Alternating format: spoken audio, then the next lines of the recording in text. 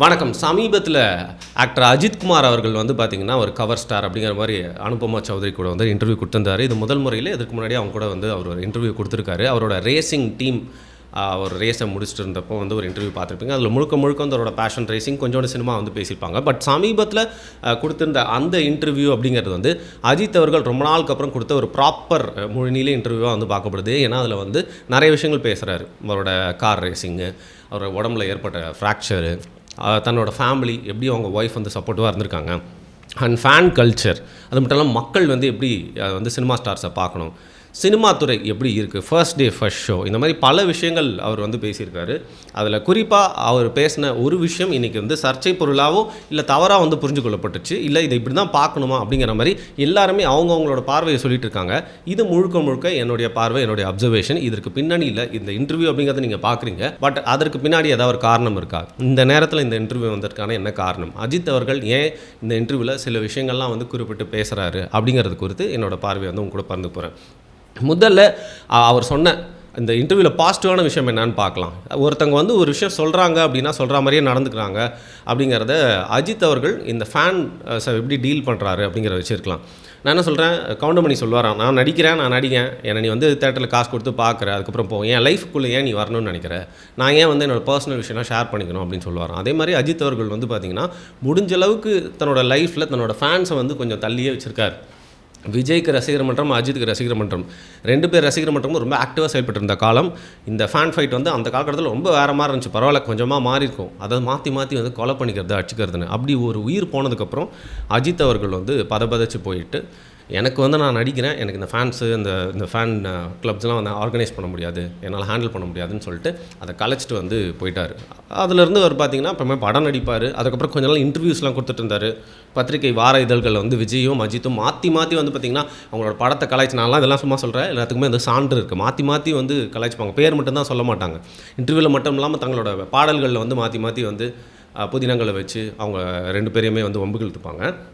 இது ஃபேன்ஸ்க்கெலாம் இன்னும் பூஸ்டப் ஆகி விஜய் அஜித் வார் பீக்கில் இருந்த டைம், விஜய் அஜித் தளபதி சண்டை அப்படிங்கிறது, அந்த டைம்லேருந்து இவர் அந்த ஒரு பாயிண்ட் ஆஃப் டைமில் 2-3 டிவி இன்டர்வியூஸ்லாம் பார்த்துருப்பீங்க. சந்தானத்து கூட, அப்புறம் விவேக் கூட நினைக்கிறேன், கோபிநாத் கூட. அதுக்கப்புறம் வந்து முற்றிலுமாக அந்த இன்டர்வியூ கொடுக்க மாட்டேன் அப்படின்னு சொல்லி கேட்டால் மனசில் இருக்கிறத பேசுகிறேன், அதனால் வந்து பெரிய விளைவுகள் வருதுன்னு சொல்லிட்டு ஒரு பெரிய கேப் எடுத்துக்கிட்டார். அதுக்கப்புறம் அஜித் இன்டர்வியூஸ்ன்னு சொல்லிட்டு நீங்கள் எங்கேயும் பார்த்துருக்க முடியாது. அப்புறம் பப்ளிக் ஸ்பீச் அப்படின்னா வந்து பார்த்திங்கன்னா வந்து ஃபெஃப்சியில் இருக்கவங்களுக்கா இல்லை ஸ்டண்ட் பீப்புளுக்கான்னு தெரியல, டான்ஸ் யூனியனுக்கான அவர் வந்து டான்ஸ்லாம் அவங்க கூட ஆடிருப்பார். அதற்கப்புறம் ரொம்ப ஃபேமஸான ஒரு இஷ்யூ, கருணாநிதி அவர்களோட அந்த பாராட்டு விழாவில் வந்து ஒரு பக்கம் விஜய் வந்து கருணாநிதிக்கு வாழும்போதே சிலை வைக்கணும்னு வர, இவர் வந்து மிரட்டுறாங்கய்யா அப்படின்னு சொல்லுவார். அடுத்த நாள் போயிட்டு கருணாநிதியாக வந்து பார்த்துருப்பார். இந்த மாதிரி நிறைய விஷயம் நடந்துகிட்டே இருக்கும். இதை தாண்டி மிஸ்டர் ஏகே அவர்களை எங்கே நீங்கள் பார்க்க முடியும்னா, அப்புறம் கன் ட்ரைனிங்கில் பார்க்கலாம், பைக் எடுத்துகிட்டு எங்கேயாவது ஹைவேஸில் போவார், கார் ரேஸ்க்காக இது பண்ணார், ட்ரோன் வந்து டிசைன் பண்ணுறாரு. இது மாதிரி நிறைய இடங்களில் வந்து ஆஃப் பீட்டாக இருந்தது. சினிமாவை தவிர்த்து பல இடங்கள் வந்து பார்க்கலாம். அவரை பற்றி வரக்கூடிய செய்திகள் எல்லாமே வந்து பிரியாணி சமைத்து கொடுத்தார், நகைச்சுவை நடிகரை அழகாக வந்து ஃபோட்டோ எடுத்தார், இந்த மாதிரிலாம் வந்துகிட்டே இருக்கும். நான் ஏன் இதெல்லாம் சொல்கிறேன்னா, அஜித் அவர்கள் எப்போயோ ஃபேன்ஸை வந்து தள்ளி வச்சுட்டார். அதாவது எங்கே இருக்கணுமோ அங்கே இருங்க அப்படின்னு சொல்லிட்டார். அவர் ஓட்டு போட வர்றப்போ கூட ஃபோட்டோ எடுத்தாங்கன்னா ஃபோனை பிடுங்கிறது, ரீசெண்டாக கோயிலில் வந்து யாராவது கத்துனாங்கன்னா வாய முடு அப்படின்னு சொல்கிறது, ரேசிங் ட்ராக்கில் யாராவது வந்தாங்க தப்பாக எதாவது பண்ணாங்கன்னா அவங்ககிட்ட வந்து முகத்தை காமிக்கிறது, இந்த மாதிரி எல்லா விஷயமும் ஃபேன்ஸ் எப்போவுமே வந்து இப்படி இருக்கணும் அப்படிங்கிற மாதிரி தள்ளி வச்சுட்டே இருந்திருக்காரு. இந்த சூழ்நிலையில் இன்றைக்கி அவர் வந்து பேசக்கூடிய சில விஷயங்கள் வந்து அந்த ஃபேன்லாம் இப்படி இருக்கணும், ரொம்ப அவங்களாம் வந்து இந்த ஃபேன் ஃபாலோயிங் பண்ணக்கூடாது, நடிகர்களை வந்து ரொம்ப நச்சரிக்கிறாங்க, அந்த க்ரௌட் அப்படிங்கிறது இப்படி தான் இருக்குன்ற மாதிரி விஷயம்லாம் சொல்கிறாரு. அதை நம்ம பாராட்டுறோம்.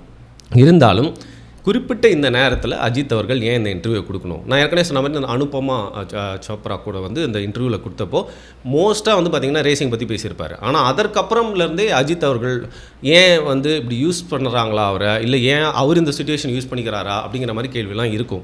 ஏன்னா இவர் என்ன தான் ஃபேன்ஸை மீட் பண்ண மாட்டார், பத்திரிகையாளருக்குலாம் இன்டர்வியூ கொடுக்க மாட்டாருன்னு சொன்னால் கூட விஜய் பற்றி எதாவது செய்தி வந்தால் இவரை பற்றி ஒரு செய்தி வரும். அதாவது இவரை வந்து காட்டுக்குள்ளே சைக்கிள் ஓட்டுறாரு, யாரோ வந்து ஹிடன் கேமில் எடுத்துட்டாங்க, அது அஜித் தெரியாது. ராஜஸ்தானில் பைக்குக்கு போயிட்டு இருக்கும்போது அஜித் யார்கிட்ட ஸ்வீட்டாக பேசிட்டு இருந்தார், அது ஹிடன் கேமில் எடுத்துட்டாங்க, அஜித்துக்கு தெரியாது. இந்த மாதிரி வந்து பார்த்திங்கன்னா அஜித்துக்கு தெரியாமலே அஜித்தை பற்றின புகைப்படங்கள் அந்த மாதிரி வந்துகிட்டே இருக்கும். அதுவும் கரெக்டாக விஜய் பற்றி எதாவது வந்தால் அது வந்துகிட்டே இருக்கும். நான் விஜய் சப்போர்ட் பண்ணுறேன்னு நினைக்காதீங்க. விஜய்க்கும் சரி அஜித்துக்கும் சரி அவங்களோட ஃபேன் ஃபாலோயிங்காக சொல்லிட்டு முரட்டுத்தனமாக முட்டு கொடுத்துட்டு பைத்தியக்காரத்தனமாக சப்போர்ட் பண்ணிட்டு அஜித் செஞ்ச தப்பை சொன்னால் விஜய் ஃபேனும், விஜய் செஞ்ச தப்பை சொன்னால் அஜித் ஃபேனும் வந்து முத்திர குத்திட்டே இருக்காதிங்க. 2 பேர் ஃபேனுமே இல்லை. இங்கே வந்து நம்ம திரை மோகத்தினால வந்து ரொம்ப ஒரு சீர்கேடான இடத்துக்கு போயிட்டுருக்கோம். திருப்பி அரசியலை வந்து திரைப்படத்தை சேர்ந்தவங்களே வந்து அடக்க ட்ரை பண்ணுறாங்க, இன்ஃப்ளூயன்ஸ் பண்ண ட்ரை பண்ணுறாங்க. இவரும் இன்றைக்கி ஒரு ஆக்டராக இருந்துட்டு வந்து பார்த்திங்கன்னா தன்னுடைய படத்தில் எல்லா மாதிரியும் நடிச்சுட்டு அதை படமாக பாருங்கன்னு சொல்லிட்டு இன்றைக்கி வந்து ரசிகர்களுக்கு வந்து அட்வைஸ் பண்ணுற இடத்துல ஒரு நடிகர் இருக்காரே, just because he is looking elite, இங்கிலீஷில் பேசுகிறாரு. ஏன்னா தமிழில் யாருக்குமே வந்து பார்த்திங்கன்னா பேட்டி கொடுக்க மாட்டார். நீங்கள் யாருக்குமே பேட்டி கொடுக்க மாட்டேன்னு சொல்லிட்டு போயிட்டீங்க. ஆனால் தமிழில் எவ்வளோ ரிப்போர்ட்டர்ஸ், பத்திரிகையாளர்கள், எவ்வளோ டிவி சேனல், பத்திரிகை நிறுவனங்கள், யூடியூப் சேனல்ஸ்லாம் உங்ககிட்ட பேட்டி கேட்டிருக்கோம். அவங்களாம் கொடுக்க மாட்டீங்க. கொடுத்தா நேஷ்னல் மீடியாவில் போயிட்டு ஆங்கிலத்தில் பேசி எலீட்டாக மட்டும் ஒரு இன்டர்வியூ கொடுப்பீங்க. அதுவும் எப்போன்னு பார்த்தீங்கன்னா அந்த அனுபமா சோப்ராவோட இன்டர்வியூக்கு அப்புறம் நடுவில் ஒரு வீடியோ விடுவார். நீங்கள் உங்கள் வாழ்க்கையை பாருங்கள், வாழ்க்கையை விட்டுறாதீங்க. அது எப்போன்னு பார்த்தீங்கன்னா விஜய் அரசியலுக்கு வர்றப்போ தன்னோட இருப்பை காட்டிக்கிறது மட்டும் இல்லாமல் அவர் வந்து பார்த்தீங்கன்னா அவர் ஃபேன்ஸை வந்து யூஸ் பண்ணிக்க மாட்டாராம். அப்படி ஒரு நரேஷன். அதுக்கப்புறம் இப்போ இந்த இன்டர்வியூ இதில் நீங்கள் எவ்வளோ விஷயங்கள் பேசுகிறீங்க. எனக்கு உடம்பு வந்து பார்த்திங்கன்னா வந்து எலும்புலாம் உடஞ்சிருக்கு சொல்லுங்க, கரெக்டு. நீங்கள் கஷ்டப்பட்டு டிஃப்ரெண்ட்டான ஆள், என் ஒய்ஃபோட சப்போர்ட்லாம் வந்து இருந்திருக்கவே முடியாது, சூப்பர் மேட்ரு, ஃபேன்ஸ் எப்படி தான் இருக்கணும்னு சொல்லிங்க, அதெல்லாம் ஓகே. ஆனால் இந்த ஸ்டாம்பீடுன்ற விஷயத்த சொல்கிறப்போ நீங்கள் என்ன பண்ணுறீங்க, அந்த இண்டிவிஜுவல்னு சொல்கிறீங்க. இண்டிவிஜுவலுக்கு பேர் இல்லையா? ஒன்று அந்த பேரை தவிர்க்கணும்னா நீங்கள் விஷயத்தையே வந்து தவிர்த்துட்டு போயிருக்கலாம். ஏன்னா அவ்வளோ கான்ட்ரவர்ஷியலான விஷயம். நீங்கள் ஏதாவது ஒரு விஷயம் சொன்னால் அது எல்லாருமே யூஸ் பண்ணி பார்த்தீங்கன்னா விஜய் ஃபேன்ஸ்லாம் நீங்கள் ஆதரவாக தெரிச்சிட்டிங்கன்றான், மற்றவங்களாம் பார்த்தீங்கன்னா எப்படி குத்திட்டார் பார்த்தியா அப்படிங்கிறான். ஸோ அதை வந்து நீங்கள் தவிர்த்துட்டு போயிருக்கலாம். அதை நீங்கள் பேசுகிறப்போ வந்து பார்த்தீங்கன்னா இண்டிவிஜுவல்னு சொல்கிறீங்க. அண்ட் ரசிகர் அப்படின்ற வார்த்தையை யூஸ் பண்ணுறீங்க. உங்களுக்கு தெரியாது ஜனநாயகன் படத்தோட ஆடியோ லான்ச்சில் நடக்கல, கரூரில் கேம்பெயின் டிவிக்காக கேம்பெயின் பண்ணிருக்கும் போது அதை பற்றி வந்து பேசுகிறாங்க சார். அப்போ வந்து நடந்த விஷயத்த ரசிகர்கள் நீங்கள் ஏன் வந்து சொல்லணும்? நீங்கள் அவ்வளோ தெளிவாக பார்த்து பேசுகிற ஆள், இவ்வளோ விஷயங்கள் எல்லா துறையிலையும் உங்களுக்கு நிறையா அறிவு இருக்குது. நிஜமாகவே you are an very intelligent person, exposure உள்ள ஒரு நபர். நீங்கள் வந்து கோட் ஷூட் போட்டு ப்ராப்பராக ஆர்கெஸ்ட்ரேட்டடாக ஒரு இன்டர்வியூவில் செட்டெல்லாம் போட்டு அங்கே போய் உட்காடுறீங்க அப்படின்னா இந்த விஷயத்த நீங்கள் வந்து ஏதோ சாதாரணமாக சொல்லிட்டீங்கன்னு சொல்லிட்டு கடந்து போக முடியல. ரொம்ப கன்னிங்காக, ரொம்ப கிளவராக இந்த இன்டர்வியூ ப்ளேஸ் பண்ண டைம் மட்டும் இல்லாமல் அதில் பேசின விஷயங்கள், அதில் ஒரு சின்னதாக இந்த ஸ்டாம்பேட் பற்றி பேசுகிறது. ஏன்னா நீங்கள் எவ்வளோ விஷயம் பேசியிருக்கீங்க, அதில் பாசிட்டிவாக நீங்கள் அவ்வளோ விஷயம் பேசியிருக்கீங்க. ஆனால் இன்றைக்கி பேசு பொருளாக இருக்கிறது, அது வந்து எல்லாருமே கிட்ட போய் சேர்ந்துருக்கிறது அப்படிங்கிறது இந்த ஸ்டாம்பேட் பற்றி நீங்கள் சொன்னது தான். அது மட்டும் இல்லாமல் நீங்கள் அதை சொல்கிறப்ப என்ன சொல்கிறீங்க, திரைத்துறைக்கு இது ஒரு அசிங்கமாக இருக்குது அப்படின்னு சொல்லிட்டு. நீங்கள் ஃபஸ்ட் ஷோ கலாச்சாரத்துக்கு எதிராக பேசுகிறீங்க, இன்றைக்கி பேசுகிறீங்க. உங்கள் படம் வர அன்றைக்கி என்றைக்காவது நீங்கள் உங்கள் பிஆர்ஓ மூலியமாக சில நேரத்தில் வந்து பார்த்திங்கன்னா அறிவிப்பு விடுவீங்க, அதெல்லாம் பண்ணுவீங்க. உதாரணத்துக்கு நீங்கள் தலைன்னு சொல்லிட்டு மகாநதி சங்கர் தலை அப்படின்னு சொல்கிறப்ப அப்படியே வாய முடிக்கலாம்ல. தலைன்னு 10-15 வருஷம் உங்களை கூப்பிட்டாங்க. அப்புறம் இன்னொருத்தர் பேருக்கு தலை அப்படின்னு வர்றப்போ நீங்கள் தலை வந்து தப்பான இன்ஃப்ளூயன்ஸ்னு சொல்லிட்டு அந்த தலை அப்படி வேணாங்கிறீங்க, அல்டிமேட் ஸ்டார் வேணாங்கிறீங்க, ஏகேன்னு மட்டும் கூப்பிட்றீங்க. நாங்கள் எங்கள் ஏகேன்னு கூப்பிடுவோம், அஜித்குமார் சார்னு கூப்பிடுவோம். ஏன்னா இன்னும் 10 வருஷம் கழிச்சு வந்து ஏகே வேணாம், ஏ மட்டும் போதும் அப்படின்வீங்க. அதெல்லாம் ஏன் பண்ணுறீங்கன்னு எனக்கு புரியவே இல்லை.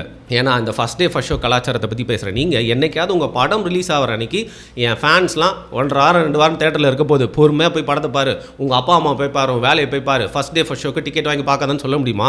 சொல்ல முடியாது. ஏன்னா ஒரு ப்ரொடியூசர் வந்து எடுக்கிறாரு, நீங்கள் ஜஸ்ட் அன் ஆக்டர் அண்ட் உங்கள் படம் நல்லா ஓடணும்னு நீங்கள் நினைக்கிறீங்க, அது ஒன்றும் தப்பும் இல்லை. பட் ஏன் இங்கே வந்து ஒரு ஹிப்போக்ரேட்டாக வந்து ஃபஸ்ட் ஷோ கலாச்சாரம் எப்படி இருக்குது?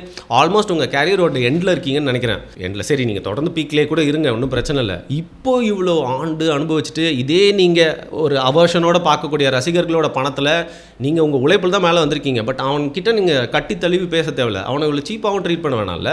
ஃபஸ்ட் ஷோ கலாச்சாரத்தை நம்ம எதிர்க்கிறோம், வெறுக்கிறோம். அதாவது டிக்கெட் கிடைச்சா போய் பார்க்கலாம், ஐயோ அதுக்காக வந்து அங்கே போய்ட்டு தளபதின்னு சொல்லிட்டு கொடியை ஆட்டிட்டு கத்திட்டு சண்டை போட்டு பஸ் மேலே ஏறி கீழே உளுந்து கையை காலை வச்சுட்டு சில பேர் உயிரே போய். என்னைக்காவது ஒரு நாள் நீங்கள் தான் ரொம்ப தைரியமான ஆளாச்சே, படம் ரிலீஸ் ஆகிற அன்றைக்கி யார் எப்படியோ தெரியாதுப்பா. என் ஃபேன்ஸ்லாம் ஃபஸ்ட் ஷோக்கு டிக்கெட் கிடச்சா பாருங்கள், அதுவும் பிளாக்ல வாங்கி பார்க்காதீங்க, அங்கே போய்ட்டு வந்து கொடி ஆடிட்டு இருக்காதீங்க, மற்றவங்க கூட சண்டை போட்டுருக்காங்க, பேனர் கட்டாதீங்க சொல்லியிருக்கீங்களா நீங்கள்? இன்றைக்கி வந்து ஃபஸ்ட் ஷோ கலாச்சாரத்தை பற்றி நார்த் இந்தியன் மீடியாவில் அந்த ஜேர்னலிஸ்ட் கிட்ட உட்காந்து இங்கிலீஷில் பேசுகிறீங்க. நீங்கள் தமிழ்நாட்டு மக்கள்லாம் வந்து படிப்பறிவு இல்லாதவங்க, அவங்களாம் இன்னும் காட்டு மிராண்டித்தனமாக, ஏற்கனவே கரூர் இன்சிடென்ட்க்கு அப்புறம் நம்ம மேலே இருக்க பார்வையே ரொம்ப கேவலமாக மாறி இருக்குது. இந்த நேரத்தில் இந்த இன்டர்வியூவில் இந்த விஷயங்கள்லாம் நீங்கள் வந்து அட்வைஸாக கொடுக்குறீங்க. இவ்வளோ நாள் உங்களுக்குலாம் வந்து தெரியல, எவ்வளோ படங்களில் நீங்கள் வந்து தாதாவாக ரவுடியாக வச்சுருக்கீங்க. அது மூலிமா வந்த பேர் தானே அந்த பட்ட பெயர்கள்லாம். உங்களை வந்து ஒரு சமூகத்தினர் வந்து பார்த்திங்கன்னா அவங்க சமூகத்தினர் அப்படின்னு சொல்லிட்டு அடையாளப்படுத்தி வந்து வச்சுட்ருக்காங்கல்ல பல பேனர்களில். அதெல்லாம் அதுக்கெல்லாம் எதிராக என்றைக்கா பேசியிருக்கீங்களா நீங்கள்? உங்களுக்கு தேவை நான் ஜாலியாக படம் நடிப்பேன்ப்பா, அதுக்கப்புறம் நான் போய்ட்டு கன் ஷாட் பண்ணுவேன், அதுக்கப்புறம் வந்து ரைடு போவேன், கார் ரேஸ்லாம் பண்ணுவேன், நான் ஒரு டிஃப்ரெண்ட்டான ஆளுன்னு காட்டிப்பீங்க, ஒரு ஃபேமிலி பர்சன், எல்லாமே okay, nice, I like that side of you. எல்லா விஜய் ரசிகர்களுக்குள்ளேயும் ஒரு அஜித் ஃபேன் இருக்கான், அஜித் ரசிகர்களும் விஜய் ஃபேன் இருக்கான். ஏன்னா 2 பேர்கிட்டையுமே ரொம்ப எக்ஸ்ட்ரீமான சில டேலண்ட்ஸ்லாம் நம்மளால் வந்து பார்க்க முடியும். அந்த லெவலில் பார்த்தீங்கன்னா ஒரு சச் அ ஸ்டைலிஷ் மேன், டேலண்டடான பர்சன், மல்டி டேலண்டட், உங்களோட ஸ்க்ரீன் ப்ரெசன்ஸ் எல்லாமே இருக்குது. பட் நீங்கள் இந்த சூழ்நிலையை பயன்படுத்தி இந்த இன்டர்வியூவை பண்ணதுக்கு பின்னாடி ஒரு காரணம் இருக்குது. ஏன்னா ஸ்போர்ட்ஸ் தமிழ்நாட்டோட விளையாட்டுத்துறையுடைய சீல் வந்து பார்த்திங்கன்னா கரெக்டான நேரத்தில் உங்களோட ரேசிங் ஜாக்கெட் மேலேயும் உங்கள் கார் மேலேயும் விழுது. உங்களுக்கு வந்து வாழ்த்து சொல்லி நீங்கள் வந்து ஒரு பெரிய ரேசர்னு பார்த்தீங்கன்னா துணை முதல்வர் போஸ்ட் போட்டார். நீங்கள் அவர் நம்ம சென்னையில் ரோட்டெல்லாம் மறித்து ஒரு கார் ரேஸ் பண்ணப்போ வாவ் அப்படின்னு சொல்லிட்டு பாராட்டினீங்க. இதெல்லாமே விஜய் அரசியலுக்கு வர்றதுக்கப்புறம் தான். நீங்கள் அதுக்கு முன்னாடி ரொம்ப சைலண்ட்டாக இருப்பீங்க, நிறையா உங்களோட மீடியா ப்ரெசன்ஸே இருக்கவே இருக்காது. இப்போது நீங்கள் இந்த இன்டர்வியூ கொடுக்க வேண்டிய ரீசன் என்ன? ஏன் தமிழ்நாட்டில் இருக்க மீடியாக்கெலாம் கொடுக்கவே மாட்டிங்களா? அது எனக்கு புரியவே இல்லை. இங்கே இருக்கிற ஃபேன்ஸும் உங்களுக்கு வேணாம், பட் ஃபாரினில் வேறு மாதிரி ட்ரீட் பண்ணுவீங்க. இங்கே இருக்கிற மீடியாவும் வேணாம், பட் நேஷ்னல் மீடியாவில் போய்ட்டு கொடுத்துட்டு வருவீங்க, இங்கிலீஷில் பேசிட்டு வருவீங்க. ஸோ இதெல்லாம் வந்து புரியலைங்க. இதுக்கு எனக்கு உண்டான கேள்விங்க. நான்லாம் பெரிய ஆள்லாம் இல்லை. ஸோ பட் நீங்கள் பெரிய ஆளாக கூட இருந்துட்டு போங்க. பட் நீங்கள் பண்ண இந்த இன்டர்வியூக்கு ஒரு எந்த ஒரு ரீசனுமே இல்லையா? ஜஸ்ட் அது பிளாக் அண்ட் ஒயிட்டாக தான் பார்க்கணுமா? அதில் ஒரு கிரே ஏரியா இருக்குது அப்படிங்கிற ஒரு சந்தேகம் இருக்குதுன்னு தோணுதுங்க. இதை பார்க்குறவங்களாம் வந்து விஜய் ஃபேன்ஸாவோ அஜித் ஃபேன்ஸாவெல்லாம் வந்து பார்க்காதீங்க. அவங்க 2 பேருமே எங்கே உங்களை வைக்கணுமோ அங்கே தான் வச்சுருக்காங்க. ஏன்னா விஜயை பார்த்தீங்கன்னா வந்து இனிமேல் வெளில வரணும்னா என்னோட தொண்டர்கள் கிட்டேருந்து எனக்கு பாதுகாப்பு, அதாவது டேரெக்டாக அப்படி சொல்லனாலும் அவர்கள்லாம் கிட்ட வராமல் இருக்க எனக்கு வந்து பாதுகாப்பு வேணும்னு கேட்டு தான் வந்து கரூருக்கே நிறையா வாட்டி வந்து பெர்மிஷன் கேட்டிருக்காரு.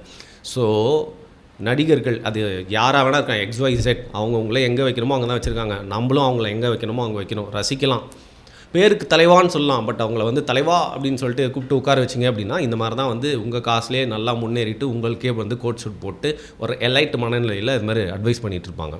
நிறைய பேர் கோவம் வரலாம். I don't care. நன்றி.